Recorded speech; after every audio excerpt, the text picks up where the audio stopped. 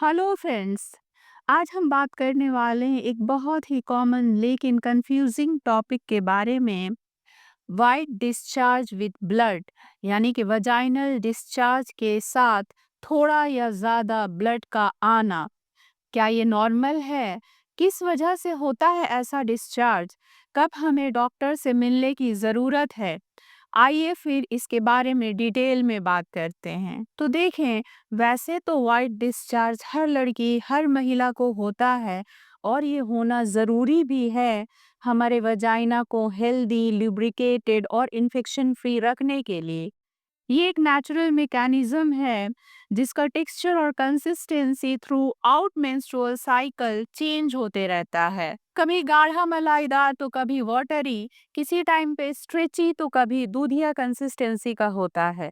इन सब के बारे में अलग से वीडियो बना हुआ है, आप चाहें तो डिस्क्रिप्शन बॉक्स में जाकर चेक कर सकते हैं। लेकिन अगर डिस्चार्ज का कलर चेंज हो, जैसे ग्रेइश, ग्रीनिश, येलोइश, बहुत थिक हो दही के तरह, उसके साथ उसमें बदबू आ रहा हो, वजाइनल एरिया में ईचिंग हो, वहाँ पे रैश आ जाए खुजली के वजह से, तो ये एब्नॉर्मल वजाइनल डिस्चार्ज है। इसे तुरंत से डॉक्टर की ट्रीटमेंट की ज़रूरत है। वजाइनल डिस्चार्ज के कितने टाइप्स होते हैं, नॉर्मल क्या है, एब्नॉर्मल क्या है, उसके बारे में ज़्यादा डिटेल में वीडियो बनी हुई है। आप चाहे तो ऊपर के दिए गए लिंक पे क्लिक कर सकते हैं। तो अब बात करते हैं कि वाइट डिस्चार्ज के साथ ब्लड आता क्यों है? क्या-क्या वजह हो सकता है ऐसे डिस्चार्ज के पीछे? तो देखें, पीरियड शुरू होने के 1-2 दिन पहले और ख़त्म होने के 1-2 दिन बाद तक हल्का-सा पिंकिश या एकदम ब्राउनिश डिस्चार्ज होना नॉर्मल है। पीरियड ख़त्म होने के बाद कुछ डेड टिश्यूज़, मटीरियल्स हमारे यूटेरस में रह जाते हैं, जो वाइट डिस्चार्ज के साथ फ्लश आउट हो जाते हैं। ओवुलेशन डिस्चार्ज के साथ ब्लड का आना, महीने के बीच में जब एग रिलीज होता है, यानी कि आपके ओवरी से अंडा बाहर निकलता है, उस टाइम पे डिस्चार्ज के साथ हल्का सा ब्लीडिंग हो सकता है। जनरली इस वक्त पे डिस्चार्ज का कंसिस्टेंसी एग वाइट के तरह स्ट्रेची होता है और स्पर्म फ्रेंडली होता है। ओवुलेशन डिस्चार्ज के बारे में भी एक डिटेल वीडियो है, आप चाहें तो डिस्क्रिप्शन बॉक्स में जाकर चेक कर सकते हैं। ओवुलेशन के बाद बारी आती है इम्प्लांटेशन की। आपके पीरियड से जस्ट पहले कभी-कभी ब्राउनिश या पिंकिश डिस्चार्ज होता है, जिसे हम इम्प्लांटेशन डिस्चार्ज के नाम से जानते हैं। याद रखें, इम्प्लांटेशन डिस्चार्ज में हल्का-सा, बहुत हल्का-सा स्पॉटिंग होगा और आपके निचले हिस्से में किसी एक साइड में, लेफ्ट या राइट साइड में हल्का-सा क्रैम्प हो सकता है, खिंचाव हो सकता है। ओवुलेशन हो गया, इम्प्लांटेशन हो गया, आपकी प्रेगनेंसी ठहर चुकी है, तो क्या प्रेगनेंसी में व्हाइट डिस्चार्ज के साथ ब्लड आना नॉर्मल है? प्रेगनेंसी के दौरान हमारे जो हार्मोन लेवल्स हैं वो काफ़ी बढ़े रहते हैं, स्पेशली ईस्ट्रोजेन।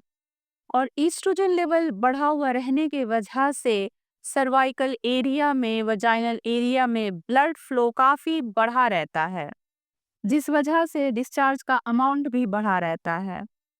और क्योंकि उस वक्त पे प्रेगनेंसी के टाइम पे सर्विक्स, बच्चेदानी का जो मुंह होता है वो काफ़ी सॉफ्ट हो जाता है, तो वहाँ पे अ, कुछ भी हल्का-सा इंजुरी होने से, स्पेशली सेक्सुअल इंटरकोर्स या फिर आप जब डॉक्टर के पास जाते हैं और आपका पेल्विक एग्ज़ाम किया जाता है, तो डिस्चार्ज के साथ हल्का-सा ब्लड आ सकता है।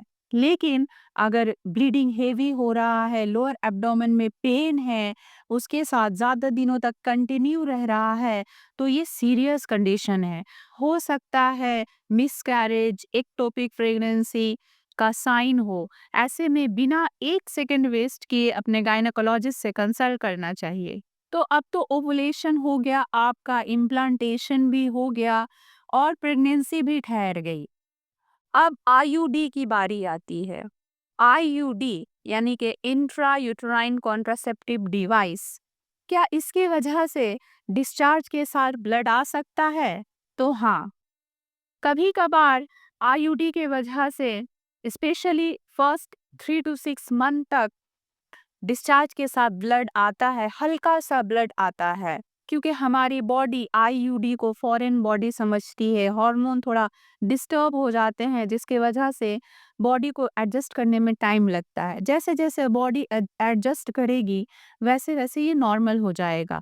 लेकिन अगर ब्लीडिंग बहुत ज़्यादा है, उसके साथ बदबू आ रहा है डिस्चार्ज में, और लोअर एब्डोमेन में या फिर आपके पूरे ही एब्डोमेन में बहुत ज़्यादा पेन हो रहा है, तो इसे बिल्कुल नेग्लेक्ट ना करें, तुरंत से अपने डॉक्टर से कंसल्ट करें। तो अब जान लेते हैं कि पेरीमेनोपॉज, मेनोपॉज, पोस्ट मेनोपॉज के एज में डिस्चार्ज के साथ ब्लड आना क्या नॉर्मल है? अगर इस एज ग्रुप में, यानी कि पेरीमेनोपॉज, मेनोपॉज या पोस्ट मेनोपॉजल एज में डिस्चार्ज के साथ ब्लड आ रहा है, तो इसे हरगिज इग्नोर ना करें। ऑल्दो पेरीमेनोपॉज एज में, क्योंकि हॉर्मोन्स काफ़ी फ्लक्चुएटेड होते हैं, तो हल्की सी, एकदम हल्की सी स्पॉटिंग को नॉर्मल कंसिडर किया जाता है। इसके बावजूद अगर इस एज में, इस दौरान आपको ब्लीडिंग हो रहा है, उसके साथ किसी तरह का कोई दुर्गंध है, तो बिल्कुल देर ना करें, तुरंत से अपने हेल्थ केयर प्रोवाइडर से कंसल्ट करें। कुछ और रीजंस जिसके वजह से डिस्चार्ज के साथ ब्लड आ सकता है। कभी-कभार वजाइनल ड्राइनेस के वजह से वजाइना में जब ठीक से ल्यूब्रिकेशन नहीं होता है, या फिर सर्वाइकल इरिटेशन के वजह से वहाँ का जो टिश्यू है वो फ्रेजाइल हो जाता है। ऐसे में जब इंटरकोर्स होता है, तो फ्रेजाइल होने की वजह से हल्की स्पॉटिंग हो सकती है। तो अभी तक हमने जाना कि पीरियड के आगे पीछे, ओवुलेशन के टाइम, इम्प्लांटेशन के टाइम, प्रेगनेंसी में, पेरीमेनोपॉज में हल्की सी स्पॉटिंग डिस्चार्ज के साथ होना नॉर्मल कंसीडर किया जाता है। अब बात करते हैं कि किस सिचुएशन में अगर डिस्चार्ज के साथ ब्लड आ रहा है, तो बिल्कुल निग्लेक्ट नहीं करना है, ज़रा सी भी देरी नहीं करनी है। डिस्चार्ज में स्ट्रॉन्ग स्मेल हो, ब्लीडिंग बार-बार हो रहा हो, पीरियड के बीच में है, ज़्यादा क्वांटिटी में हो रहा हो, लोअर एब्डोमेन में बहुत ज़्यादा पेन हो, प्रेगनेंसी में लगातार कंटिन्यूअस ब्लीडिंग हो रहा है, पोस्ट मेनोपॉज, मेनोपॉज में ब्लड स्पॉटिंग हो रहा है, तो इन सारे सिचुएशंस में कभी भी 1 सेकंड का भी नेग्लिजेंस नहीं चलेगा। तुरंत से आपको डॉक्टर से कंसल्ट करना है।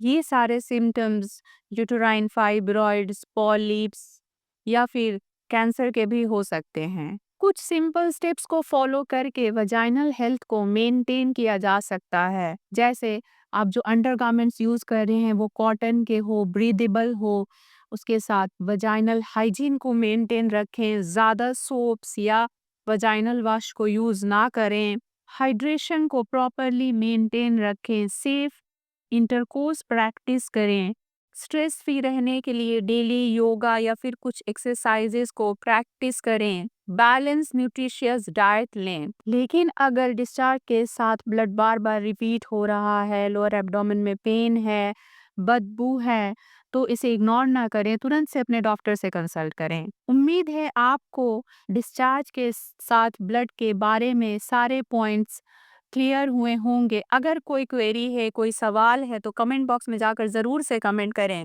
मिलते हैं नेक्स्ट वीडियो के साथ, तब तक के लिए अपने हेल्थ का ध्यान रखें। Take care.